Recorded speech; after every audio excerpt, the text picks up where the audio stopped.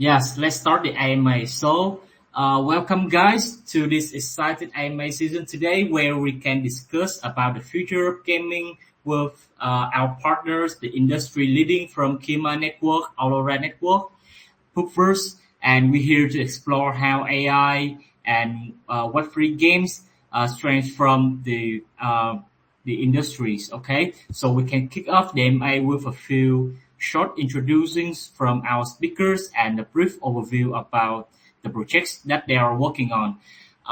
Okay, so any volunteers in this to the start the AMA? I will start. Thank you for having us, Nika. My name is Tomer. I'm the CMO of Kima Network. Basically, what Kima is doing, we're an interoperability communication protocol that has no smart contracts and enables the seamless, secure, and very, very cheap operation of interoperability between any blockchain to any blockchain and any blockchain to any centralized financial entity. Hence, the whole TradFi, CFI financial ecosystem. We're doing it with no smart contracts. We have no users on our blockchain. What we're having is validator nodes or managing assets on all other blockchains that we're connected to, and managing these on the centralized entities who are connected to us.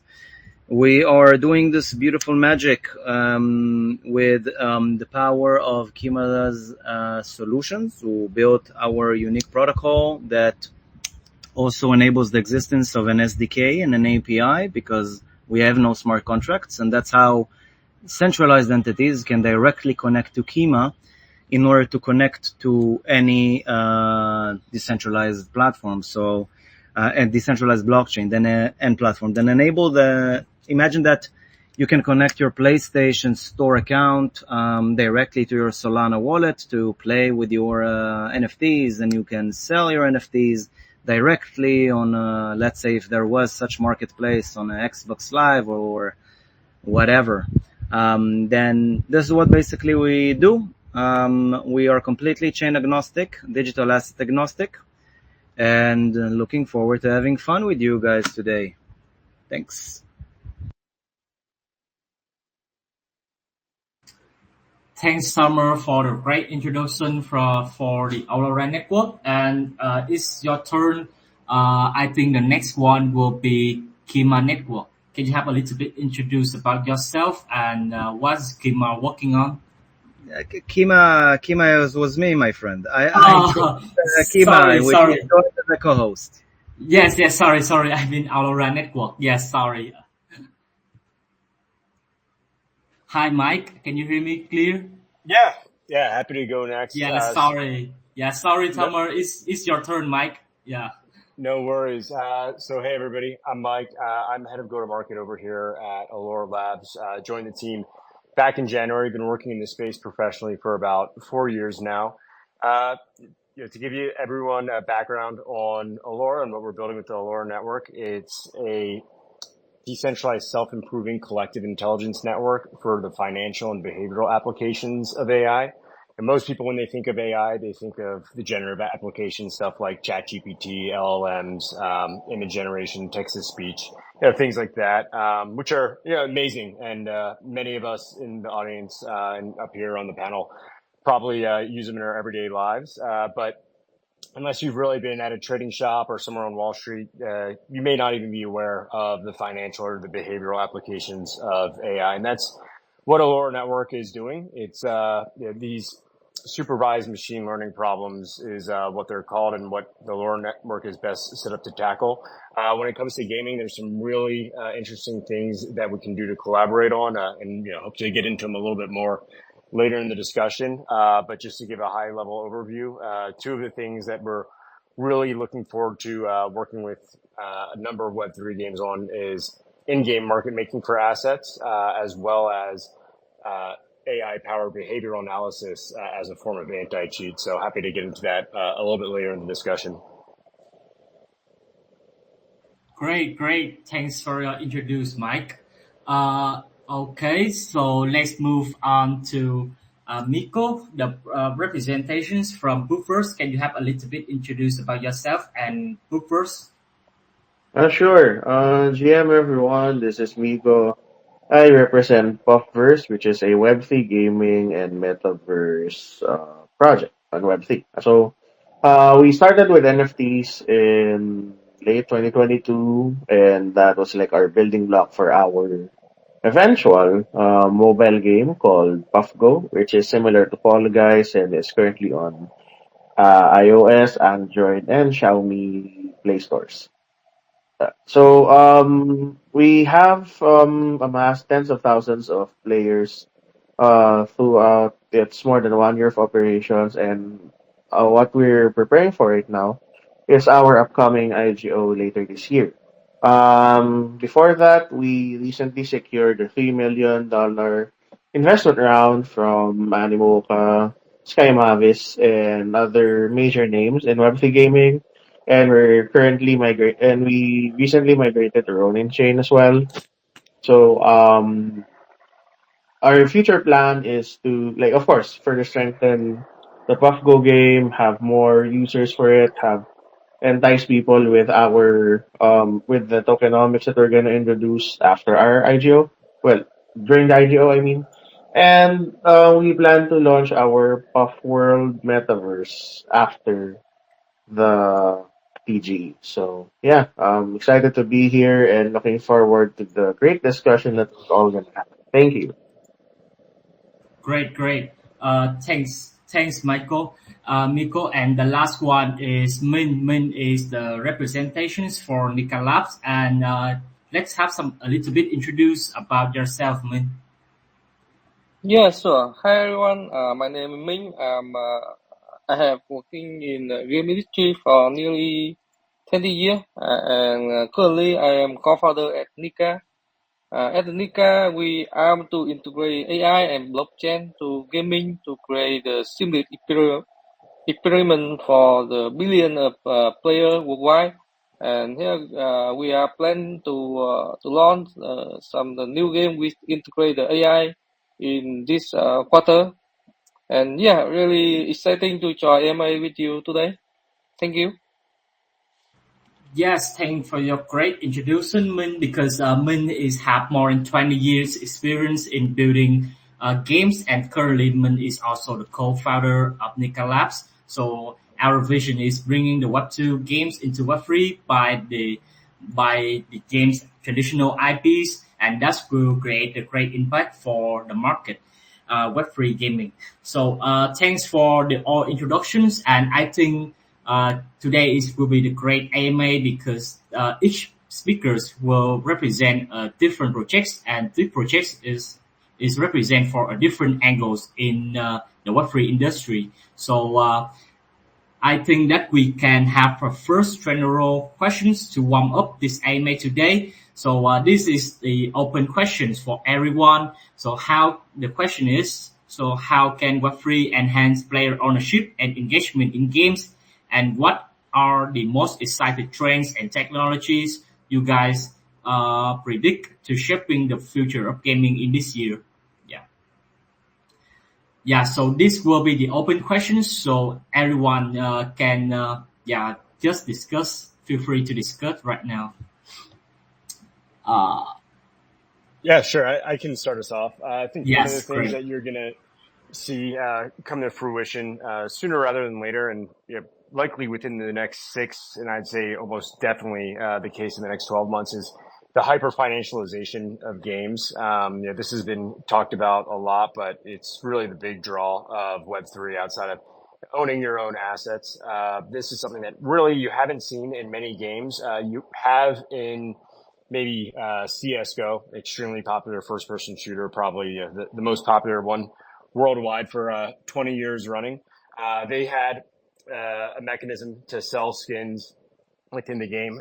It's hugely popular, but that's still a small niche. Maybe 1 to 2% of all gamers are playing CS:GO, and probably even less of a percentage of that play it hardcore enough to be within the skin market themselves.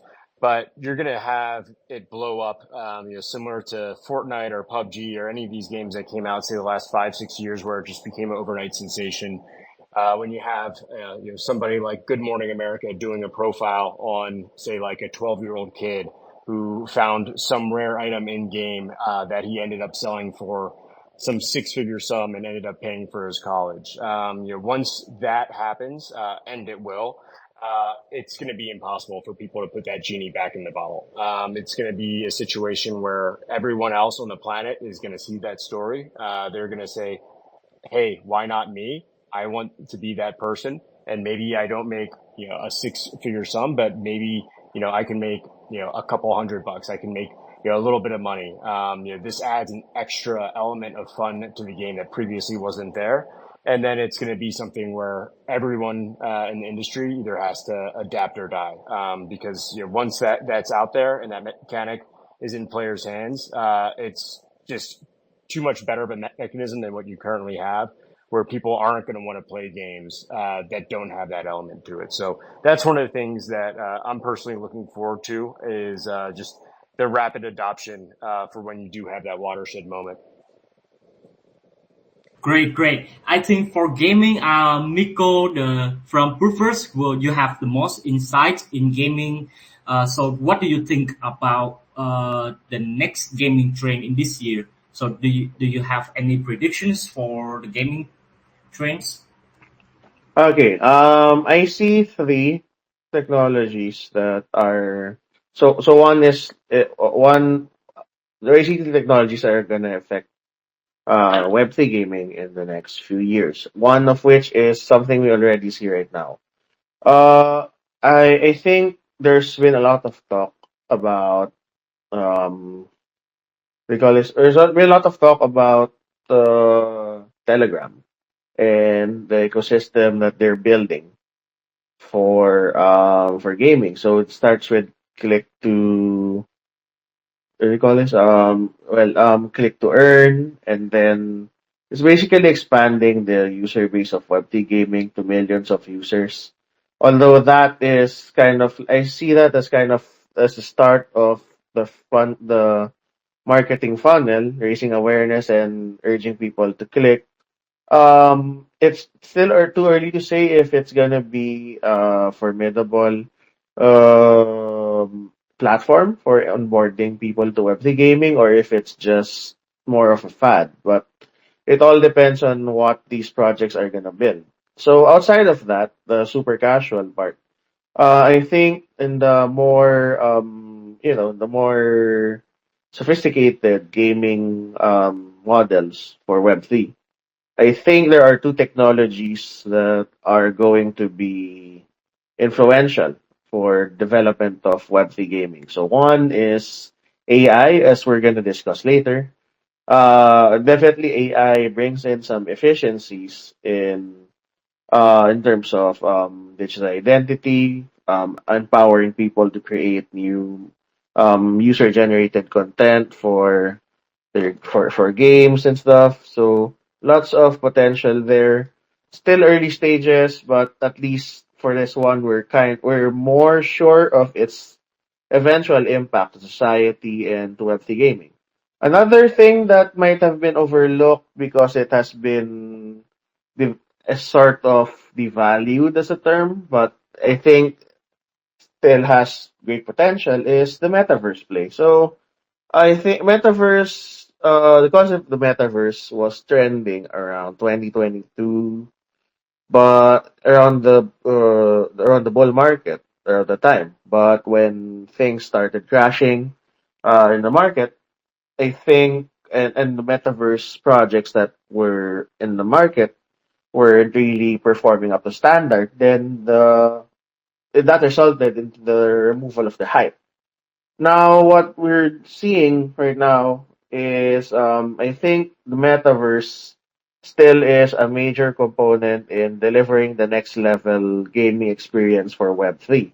It's just that it has to make more sense than just being a catchphrase, like a buzzword when it comes to gaming development. And I think one way to do that is to make it tied more closely to Web3, and this is what we've been doing at Puffverse with our plans to launch a Puff World metaverse. So, a lot of the problems that the early metaverse projects have faced, I think we're in the way of solving it or making the technology catch up with the concept. So there's a lot of potential for those. So I think those are three trends, and I'm probably taking too much time. So I'll give the floor to the others. Thank you. Great, great. Thank you, Nico. And how about Tomer? We also know that Kima is very have experience in the reward access and also financial scalabilities for the games. So, do you have any ideas about the next trends for example, like reward access collab with the Web3 gamings? Do you have any predictions for that? Well, of course, I do. I even shared the previews of it in my introduction for the project itself. I will also share with those of you who do not know me, that maybe it's many people in the audience. I'm also an angel investor, and in the previous bull run, I was highly invested in many GameFi projects. I'm also writing for Forbes and Cointelegraph about GameFi, DeFi, and blockchain infrastructure for the last 4 years. You can look for me in Forbes and Cointelegraph for my articles. So I have a little bit more to share also about the GameFi industry. I've been part of many projects in this industry. I'm a gamer myself.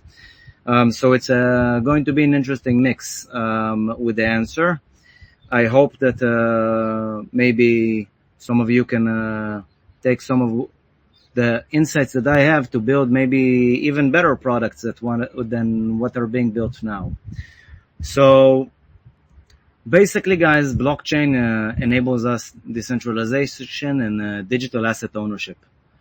That's basically the new thing that is happening in this new age. We're enabling people to own their digital stuff, right? With NFTs, to own their game currencies with tokens. You can call these real world assets, but not only physical stuff is like real world assets, right? Technically, we're all using real world assets for years. Like when you are going to PayPal and you have your money there, it's not there. It's like a real world asset, right? But someone is managing it there. And in your bank years ago, you used to see numbers. It was not the money there. So it's real world assets. Just everything was centralized. And now we're decentralizing it, giving power to the people. And we're basically enabling true digital asset ownership. And for the first time since ever, gamers can own their digital profiles, their assets that they're basically earning in the games that they spend a lot of time and money in, days, nights. I remember myself waking up in the middle of the night, living in a European time zone, and my friends in North America, I need to wake up in the middle of the night for a raid, right? To win some kind of a sword or to win a shield or to win something for the tribe. Wasting all of my nights there, and at the end of the day, you cannot transfer anything. And if I'm selling my account after playing for 3 years, it's illegal and my account gets blocked. Then the magic of blockchain is basically enabling digital asset ownership. And I believe that this is inevitable. Nothing is stronger than an idea whose time has come. The whole GameFi concept, I believe, started, of course, as you all remember, as a Ponzi scheme. Many great creators were creating amazing, innovative creations, but many were also bringing many fake opportunities to honest investors who were thinking that they're investing in the futures, and all of these things, of course, vaporized with the money. So this industry was born, with the sin. But the technology is going nowhere, and the technology is going to change the way that gamers are owning their assets and the way that companies are now enforced to create fair economies to their gamers and in games. Games are going to be more fair. Developers will need to find more new and innovative ways to earn income than just to destabilize games by greed, by enabling pay-to-earn players to win all the time and other whales to overcome in a week what other players were basically building for 3 years. just because they pay the $1,000 because they're located in a certain part of the world that can enable it.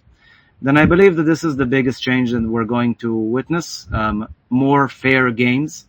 And of course, interoperability, especially with companies like Kima, where the ones who are going to enable the centralized entities like PlayStation Network, like Xbox Live, like your Steam accounts, etc., etc., etc. Now to basically Battle.net, etc., to be connected directly to the blockchain. So they will not have excuses anymore. Why not to let you use your assets? And you will basically be able to transfer, trade, own, and have fun with every asset. Now, in order to make games fair, of course, as you know, smart contracts can be programmed to whatever we want. We can put cooldowns between the time we got the asset until the time we can transfer the asset, and if we got the asset until the time we can transfer it next time, or if we're fusing items, we can put all kinds of cool stuff in smart contracts to make games more fair and accessible to everyone in the world, thanks to the amazing technology of decentralization, digital ownership, and now interoperability between centralized and decentralized ecosystems. Thank you. Yes, totally agree with Tomer because my friends used to have the same case with you when he invests a lot of money to buy the skins, to buy the items in one traditional games, and by very small reasons he have banned from the games and his account and all his assets have been gone, and he cannot request to recover his account, and that is the we really disagree with the way how the traditional game government they manage the games because they have paid the players, they have paid for a game, they have played for fun, but they have been lost of the items because of small reasons. So I think everyone's, especially for Web3 players, they all have the right to own the share in the games, and they also have the right to own the items that they have invested in. So I think that's the magical for the Web3 games nowadays. Okay, so I think we can move to the next questions. According to some information that we have updated during the AMA, I saw that there's many technology, for example, like AI, gaming, and reward access will always sustainable for change and bring value to the community. So all the guests here have presented different narratives, so I will go deeper for each project. And maybe we can start with the gaming narrative first. So here is the questions for Min, Nika Labs, and Nico from Puffverse. So what is the touch points that you see in your game can enhance the player experience in gameplay? For example, like in some games, they will have the virtual assistant to support for the players, and in some game they have the marketplace in game or the swap gateway to swap the in-game tokens. So, what is the touch point in your game that you feel make the user to more comfortable and enhance the player experience?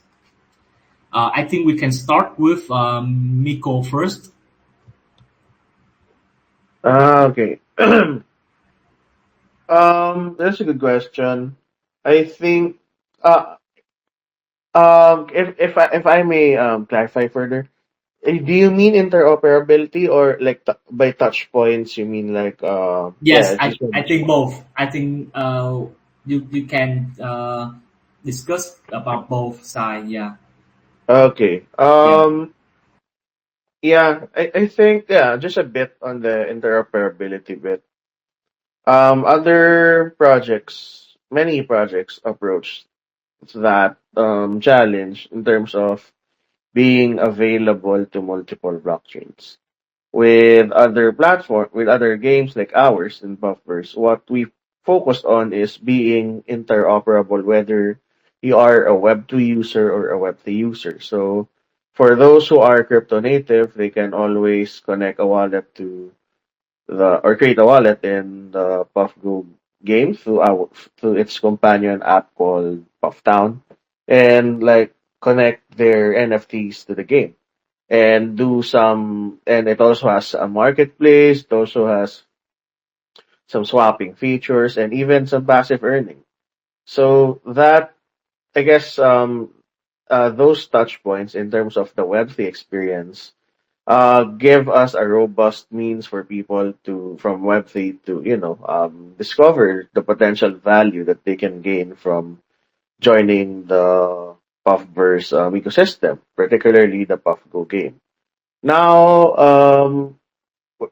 going back to interoperability, we focus on being available for whether people are into Web3 or not. So what we mean by that is when if Web3 people get their own entrance, like people who don't haven't heard about crypto can still enjoy the PuffGo game by signing up for it using their email, and then they can explore what Puffverse has to offer. And if they see their colleagues, their fellow gamers earning some benefiting from the play to earn system and then PuffGo, then that would entice them to discover Web3 on their own and eventually buy their own NFTs on Puffverse.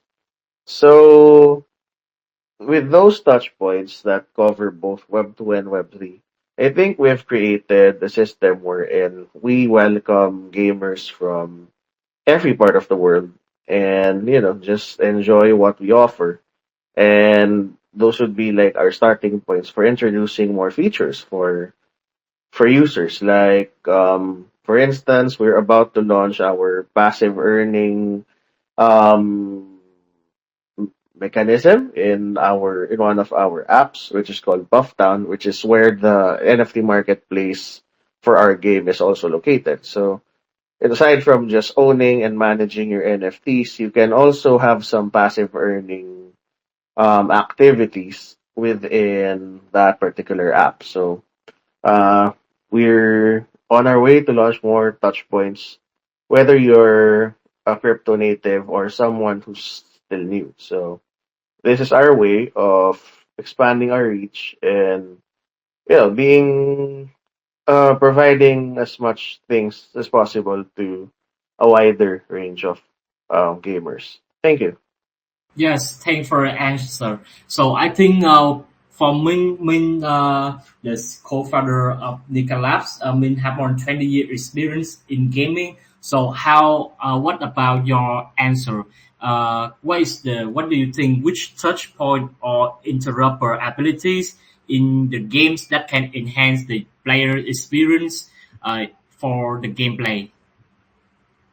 Yeah, for as a Nika, we enhance the player experience by allow the game item, character, and also the progression of the player and move across the different game in the platform.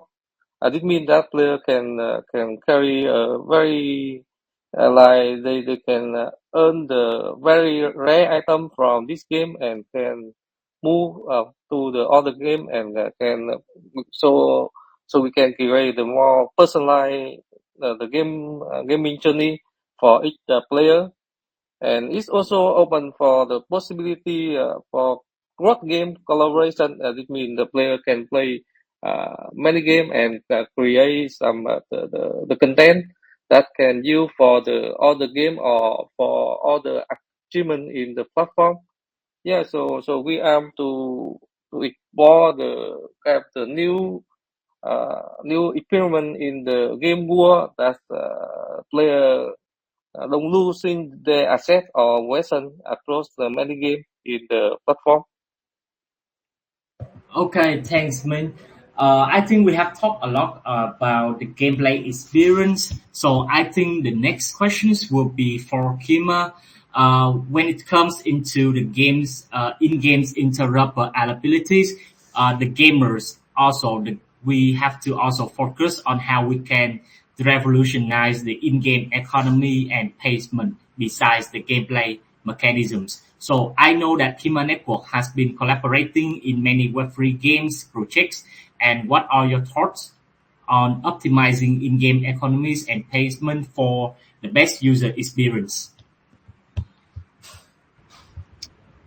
Thanks for this great question. Again, I think that it's being related to some other stuff that I already answered before. Then I will just elaborate on the other subjects.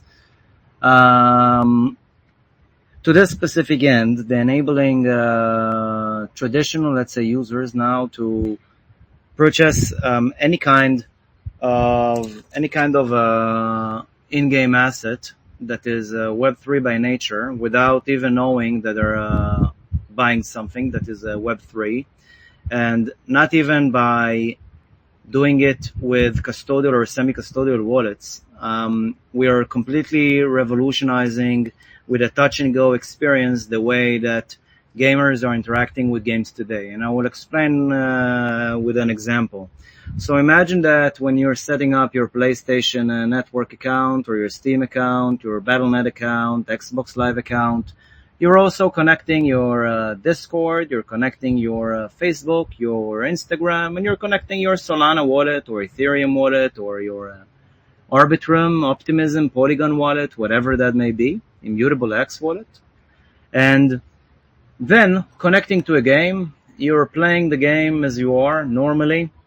And by connecting to interoperability solutions, I'm biased, of course, but for example, with something like Kima that works cross ecosystems, centralized and decentralized, you are getting mints directly to your wallet of every achievement that you're doing. Now, every time that you're purchasing with your hard-earned cash, with your PlayStation gift card, with your credit card, with whatever you're using to buy in-game items, these are basically directly being purchased as in-game tokens, in-game assets directly to your wallet. And for example, the Kima Network knows exactly how to utilize these every time you do a transaction. So you will go to the village, you will buy a new sword with your game money, and once you will do so, basically the game will be sending through the Kima Network a transaction to liquidate that same amount of tokens for you, or to send them for a specific wallet address, instead of you having to do all of this mumbo jumbo. Everything being done in a completely decentralized manner, right? So it's 100% permissionless and decentralized, just using our API and SDK. This is an example for something that is going to definitely change the industry from side to side, from completely going to revolutionize everything we do.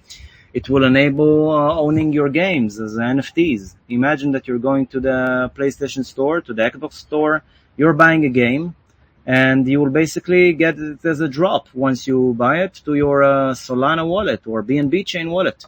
You will get a drop of that NFT to your wallet, and when you will send it to your friend or lend it to your friend, the friend will basically get that game and will be able to use it from his wallet that is connected to his PlayStation Network account on his PlayStation console. These are just tip of the iceberg of the revolutions that we're going to experience in the coming years, thanks to interoperability.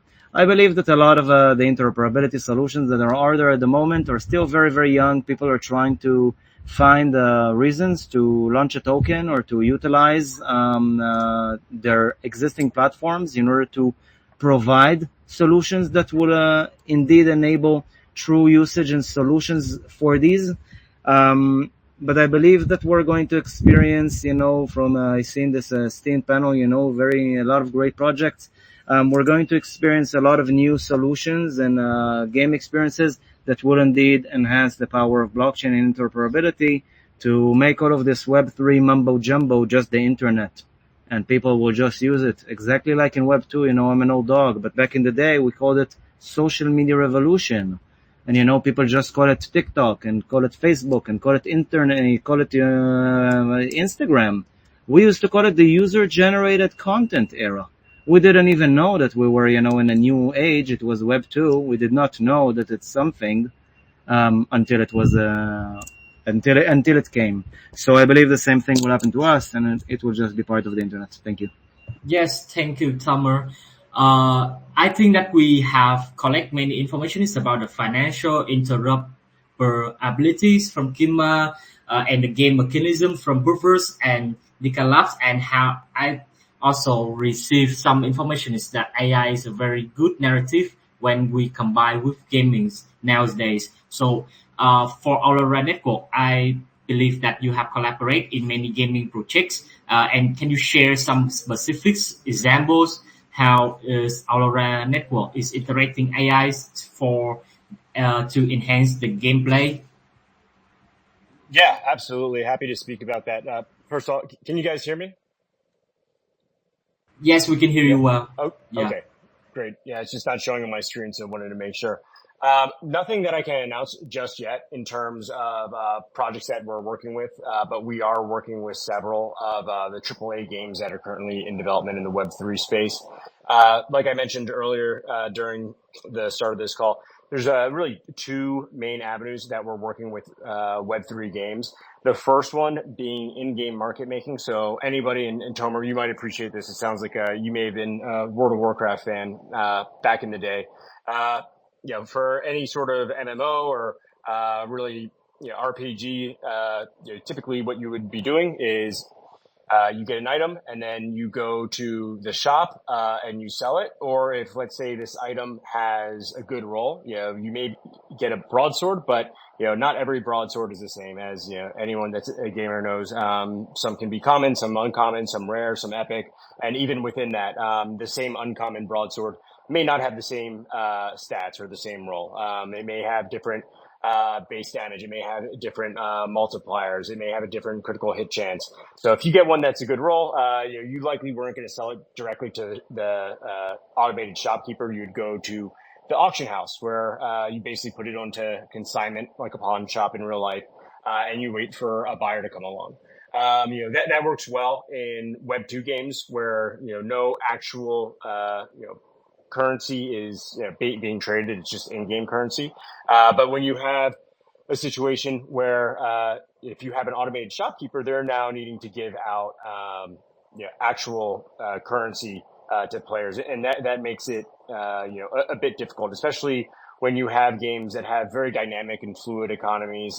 Metas are constantly changing. Some items may become more valuable over time than others, just as people's play styles adapt and change. So to have something where you have an AI-powered shopkeeper doing that market making, you're able to create a lot more efficient of a market, where instead of something where you need to put an item onto consignment and there may not be liquidity, so your item may be sitting there for days, weeks, you're able to have AI efficiently buy that item from you for a fair price and then resell it at a fair price as well. So it just makes these in-game economies of hyper-financialized environments just that much smoother and a much better player experience, where someone is not needing to wait a week, multiple weeks in limbo for an item that they placed up for sale to actually trade hands and find a buyer. So you basically have an automated buyer and seller that's AI. The other way that we're working with a lot of Web3 projects, and this is probably even more exciting in my mind, is using AI for behavioral analysis to perform anti-cheat. So for anybody that's familiar with anti-cheat, the way that it currently works is it scans the BIOS and kernel level of your computer to see if there's any software that's modifying the game itself. This works in many cases. It's always a game of cat and mouse. They update the anti-cheat. The cheat makers update their cheats. This song and dance has been going on for over a decade now. However, what you've seen with kind of the start of the financialization of the gaming industry with streaming platforms like Twitch and people being able to make careers off being a popular streamer or a popular YouTuber is people will start cheating, and they want to do it for fame, maybe for money, but there's new and creative ways that they're coming about to really cheat in these games that's undetectable. So one of those ways is they use something called a KM box, and I hope I'm not giving anybody any ideas, but it's basically a method to link two PCs together, where now you have these daisy chain PCs. One PC is running the game, the other PC is running the hacks, and then the way that just current anti-cheat is set up, it's only scanning one PC and that's the PC where the game is actually running. So when it's scanning that one PC, everything looks clean. But there's no way for any anti-cheat that's currently out there to see if there's a second box that's basically being used as an overlay to actually run those cheats. So when you start seeing the hyper-financialization of games, it's not going to be something where I cheat in this game to grief other players or to feel good about myself and pretend that I'm good at the game, or to get additional viewers for my stream. It becomes something where I can cheat in this game to put food on the table for my family. So it becomes a real job. And if somebody says, I can cheat and not be detected, and I can make 10 times more the amount of money, to put food on the table for my family, I'm going to go ahead and do that. So there's a lot more incentive to cheat, and it just causes these Web3 gaming developers to need to be even more vigilant. People wouldn't want to buy a second gaming PC just to grief players or feel good about themselves. You're likely not going to spend $1,500 plus to do that. But when it becomes a job, you're more and more likely to do that. So Allora, our solution, basically looks at, depending on the game, various metrics related to efficiency. So it could be something of time spent on map. How likely is somebody to collect all the rare items in a location? Do they ever pick up any of the common or uncommon items, or do they go directly to the rares and exit? How quickly are they completing that map to see if they're using something like speed hacks? Looking for things like abnormal win rates. So are they winning matches that they're supposed to be losing? Are they playing against the same players consistently where they are losing if they're trying to deboost their account? Something that they call in the industry sock puppets. So are they basically battling sock puppets to make their account look more legitimate? And then looking for any atypical transaction histories as well. And then you're able to make a profile of the player, compare them against the rest of the player base. And if somebody's, say, 2, 3, 4 standard deviations outside of the mean of the player base, you're able to make a suggestion of a legitimacy score. This makes review for the developer much easier. If they have reports in terms of, I suspect this player is hacking, they don't need to just go top to bottom, and 90% of the reports that get sent in are actually people that weren't hacking. They're able to do this in a much more efficient way, where there's a legitimacy score assigned to the reported player, and they're able to actually put those players that have the higher likelihood of being hackers at the very top and take necessary action a lot more rapidly. So I think having teams be a lot more vigilant when you see the hyper-financialization of games is going to be absolutely key. Anybody who's played a game that has hackers in it know there's no quicker way to ruin a very fun game than to have a large part of the community resort to hacks. It just basically sucks the fun out of it. And if these Web3 games want to grow to the size that we know that they all can, anti-cheat is going to need to be a very large component of it. Otherwise, the economy can quickly go to tatters, and then once the economy goes and the player base goes, you're left with basically a shell of the game that not many players are playing. Thanks, Mike. After your speak, I imagine I have a think of like few months ago, there is a big companies in gaming is Nvidia. They also announced their AI technology for gamings, and I think gamings and AI will have a real growth in the next few years. And related to the games and AI, so here is the questions for Miko and Min. So if you can create a functions for your games that integrate for AI, so what features do you want to integrate into your games? Yeah, with the AI support. Me first, for example, like if I have a game in Nika Labs, I will integrate the anti-cheat system, just like Mike have mentioned before. I will integrate the anti-cheat system to help my game more transparent. And how about you, Michael? Okay.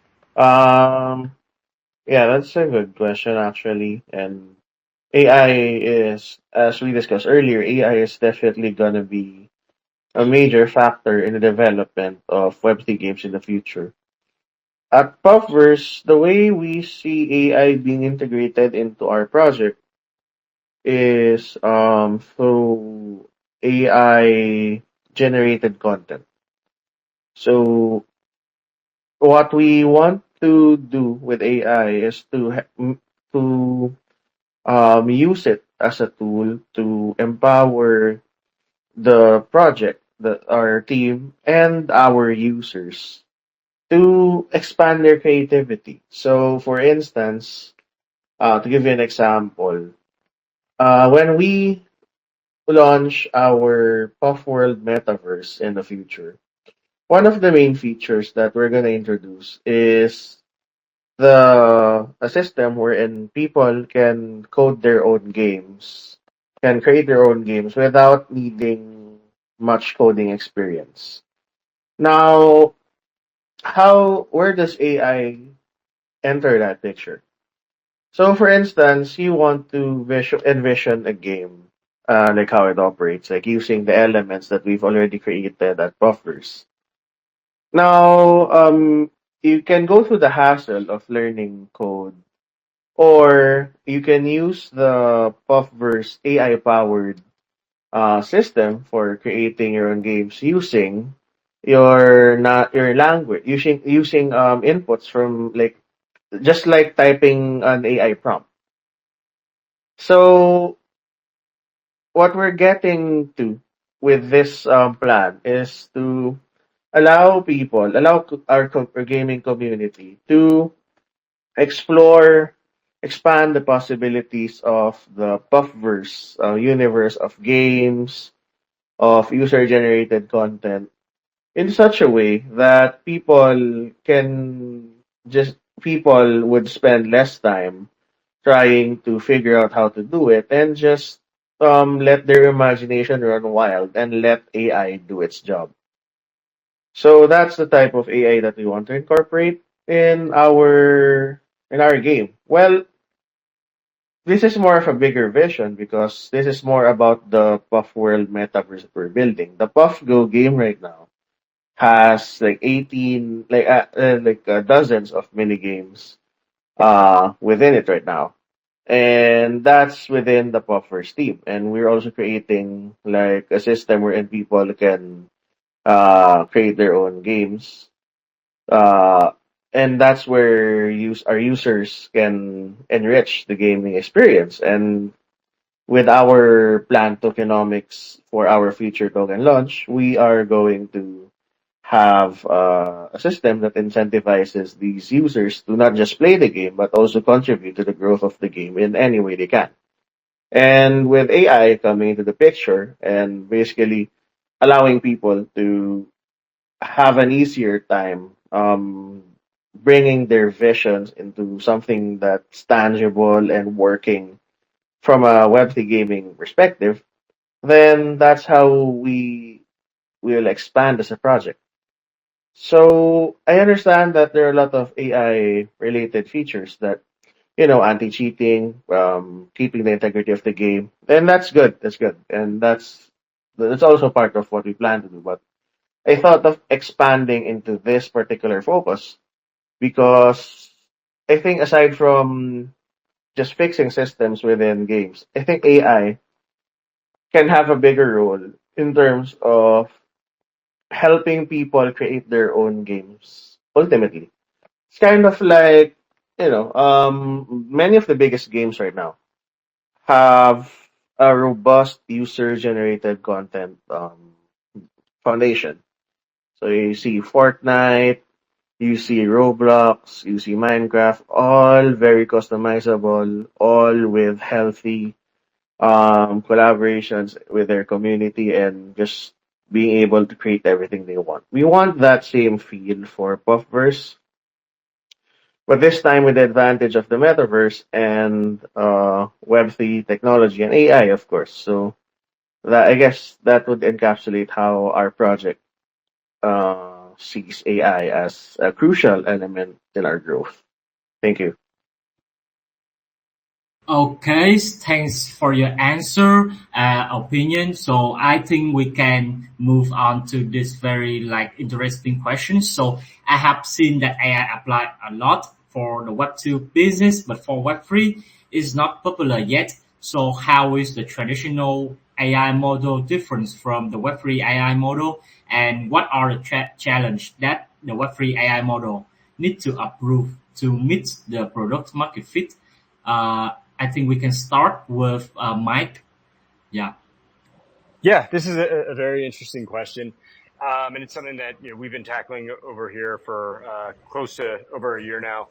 And I think there's a lot of stuff in Web3 that lends itself extremely well to AI. I'd say the biggest hurdle that we need to overcome is just education. Like I had mentioned earlier in the call, most people, when they think of AI, they think of the generative applications of AI, stuff like ChatGPT, LLMs, image generation, text to speech, all that. Some of the folks in DeFi have a financial background, and maybe they've worked on Wall Street or at one of the larger financial firms or even a family office. And they may have some exposure to AI in those capacities, but I'd say that's maybe 10, 20% max of the industry. I wouldn't really dare to even say 20%. So a lot of this is new to them. But when it comes to AI for financial applications, you've had people like Goldman Sachs and trading firms, they're using classical machine learning models for the better part of the last 30 years. But there's a lot of very interesting stuff that you can do, and I think it's really going to become commonplace. It's another one of those things, as I mentioned earlier, with gaming that once the average consumer gets a taste of it, there's kind of no turning back at that point. You're past the precipice, and there's a watershed moment where people go, "Wow, this is better than what currently exists. I'm only going to use this sort of system from now on." So when people start getting a taste of automated strategies, you have an AI-powered autonomous advisor that is powering a strategy that is both sophisticated and dynamic. It's just something that's a lot more powerful than what you have today with static strategies within DeFi. And even if you're the best trader or someone who watches the market constantly, you're constantly rebalancing your portfolio to get you the best APY. Well, guess what? You're eventually going to need to go to sleep. AI doesn't sleep. So no matter who you are, how good you are at rebalancing or optimizing, AI is just a much more efficient way to do it. And then also too, it frees you up. Time is the most valuable commodity that anybody has. I think many people would rather not live their entire lives in front of a computer screen and go outside and touch grass. So AI gives people the ability to do that. It allows them to still maximize the capital efficiency of their assets, but also free them up to really leave those decisions to the AI and do it just as good, if not better, than what they could have done. But give them back, hours upon hours a week. And I think that's one of the big benefits and kind of like life unlocks that you're going to see with AI in the coming year. So I'd say it boils down to education and making people aware of how AI can be used in these sorts of capacities and what sort of efficiency gains that it brings. Okay, thanks. How about Kima? How about Kima Network? So, do you have any idea about integrate the financial interoperabilities into the AI? So, do you have any idea about it?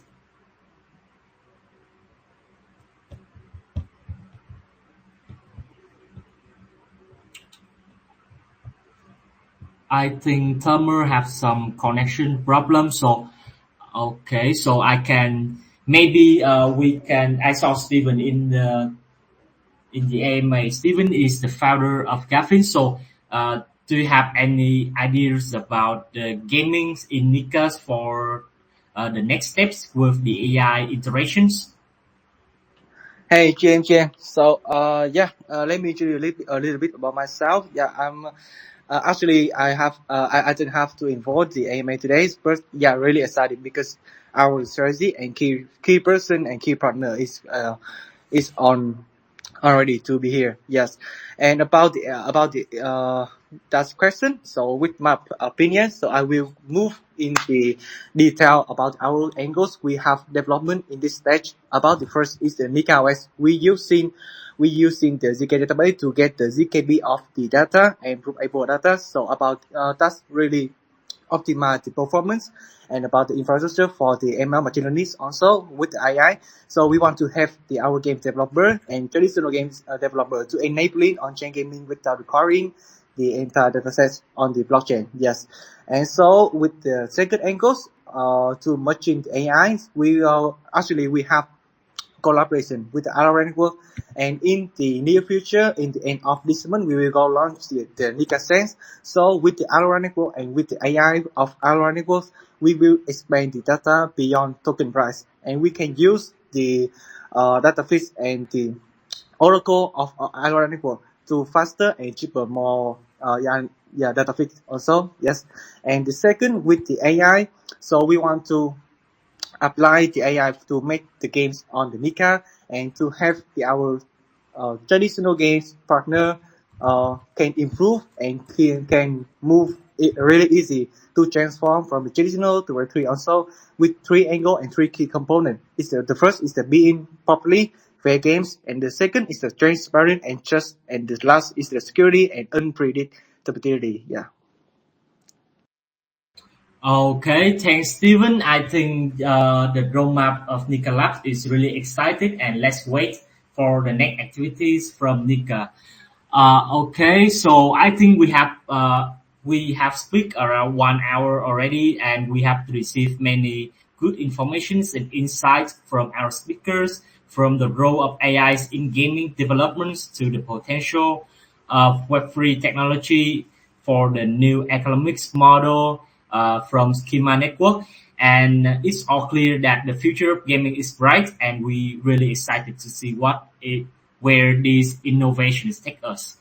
Okay, so I would really like to thank you, our speakers from Allora Network, Kima Network, Nika Labs, and Puffverse for sharing the insights and expertise on the projects, the market, and also brings many value for the communities. So thank you, everyone, to join us today, and we also encourage you to continue the conversations on our social media channels and explore the speakers' website informations. Okay, so thanks for your participant, Mike, Min, and Miko. Yeah, Steven also. Yes. Do you have any last word Yeah, for the audience? yeah. Thank you very much for joining us here today. We have many exciting in the next time. Yes, thank you, guys. Thank you, everyone. Had a great time. Appreciate the Yes, Thank opportunity. you. Thank you. Yep. thanks, Bye Mike. guys. Thank you. Bye bye. Goodbye, everyone. Have a great day.